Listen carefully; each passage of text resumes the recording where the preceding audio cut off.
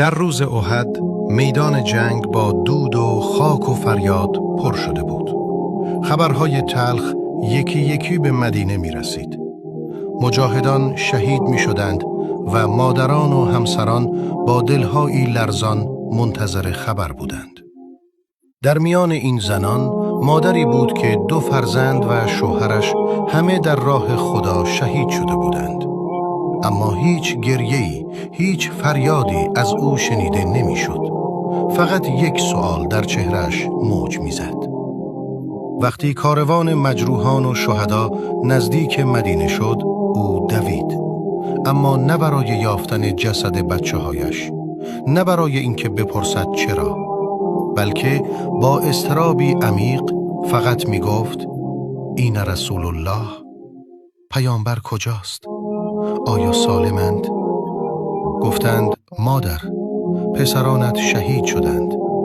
گفت: از آنها میپرسید بعداً. به من بگویید رسول خدا چگونند؟ گفتند: شوهرت هم شهید شده. اشک در چشمانش جمع شد، اما باز تکرار کرد: حال رسول الله را بگویید. اگر او سالم است، هر مصیبتی برای من آسان است. وقتی فهمید پیامبر زنده اند، نفسش برگشت، آرام شد.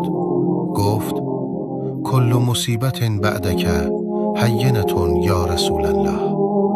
هر مصیبتی پس از سلامت تو آسان است. بعد از آن تازه نشست و برای فرزندان و همسرش گریست. اما گریه‌اش گریه شکایت نبود. گریه شکر بود که خدا جان او را با سلامتی پیامبر آرام کرده بود. اینجا بود که همه فهمیدند عشق حقیقی به رسول خدا فقط یک محبت زبانی نیست.